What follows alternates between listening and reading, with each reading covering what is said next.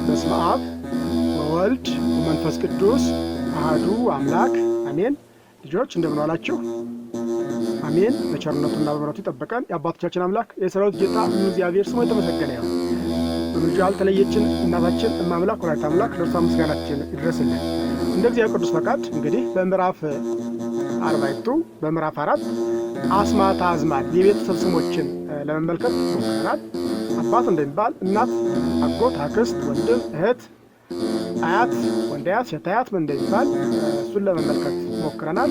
አሁን ደግሞ በምዕራፍ 5 አስማተ እንስሳ ወአራዊት እሱን ለመመልከት እንሞክራለን ማለት ነው። ይህንን አስማተ እንስሳ ወአራዊት የሚለውን ለመመልከት እንሞክራለን። የምዕራፉ ዓላማ ምንድን ነው? ልጆች ተማሪዎች ይህን ምዕራፍ ሲያጠናቅቁ የተወሰኑ የቤትና የአራዊት እንስሳትን ስም በግዕዝ ይለያሉ።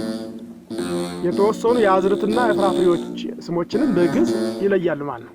ስለዚህ በሚገባ ተከታተሉ ያስፈልጋቸዋል። ልጆች ደጋግማችሁ ታጠኑ ያስፈልጋቸዋል። ተስዕሎተ ምዕራፎች የመክፈቻ ጥያቄዎች። ዶሮ በግዕዝ ምን ትባላለች? ልጆች ታውቃላችሁ? ጥሩ። ካወቃችሁ ለመምህራችሁ ንገሯቸው። ልጆች ዝሆን በግዕዝ ምን ተብሎ ይጠራል? የሚያውቅ ጎበዝ ተማሪ ካለ ለመምህር ይናገርና መምህር አጥቶ ይሸልሙት። በጣም ጥሩ። አስማተ እንስሳ ወአራዊት በግ ምን ማለት ነው? በግ ማለት ነው። በግ ነው። ላም ላም ነው። ብራይ ምንድን ነው? ልጆች በሬ፣ ጠሊ ፍየል፣ ዶሮ ዶሮ፣ አድግ አህያ፣ ፈረስ ፈረስ ነው። በግ በቅሎ፣ ከልብ ውሻ፣ ገመል ግመል፣ ሄሴሜት ድመት ሄሴሜት ድመት ትባላለች። ነጌ ዝሆን ይባላል። ብሄር ጉማሬ፣ ሲርኖን ሰጎን አያችሁ ልጆች ሲርኖን ሰጎን እንደሆነች።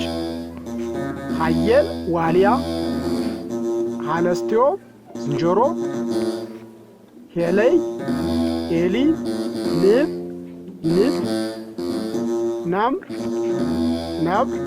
ዝብ ጅብ፣ ላጽቂት እንሽላሊት፣ ቁንጽል ቀበሮ ብላችሁ ከመለሳችሁ ጎበዞች ናቸው። እነዚህ ይባላሉ የአራዊት ስሞች። በተወሰነ መልኩ ለአንደኛ ክፍል ይህን ያህል ከያዛችሁ በቀጣዩ ደግሞ እየሰፋ ስለሚሄድ ይህን ያህል እንድትይዙ ይህንንም በደንብ እንድታጠኑ አሳስባችኋለሁ። አሁን ደግሞ አስማተ አትክልት ፍራፍሬ ደግሞ ፍራፍሬ የአትክልት ስሞችና የፍራፍሬ ስሞችን በተወሰነ መልኩ እንድታዩ አሁንም ጀምራለን ማለት ነው። ስጉርንድ ሽንኩርት፣ ቀይ ሽንኩርት ነው ስጉርንድ። ሐምል ጎመን፣ ተፋህ ሙዝ፣ ከርካ ሎሚ እነዚህን ሲመስሉ፣ አዝርዕት ደግሞ በተወሰነ መልኩ ስንመለከት ስንዳሌ ስንዴ፣ ሰገም ገብስ። እነዚህን ካያችሁ ለጊዜው ይበቃናል ማለት ነው። ልጆች እንግዲህ ይህንን እየደጋገማችሁ በማጥናት እናንተ የበለጠ ደግሞ እንድታስፋፉት ያስፈልጋቸዋል። እስከዚህ ሰዓት መቼም የጠበቀን የአባቶቻችን አምላክ የሠራዊት ጌታ ልዑል እግዚአብሔር በድጋሚ ስሙ የተመሰገነ ይሁን። ወስብሐት ለእግዚአብሔር ወለወላዲቱ ድንግል ወለመስቀሉ ክቡር። ይቆየን።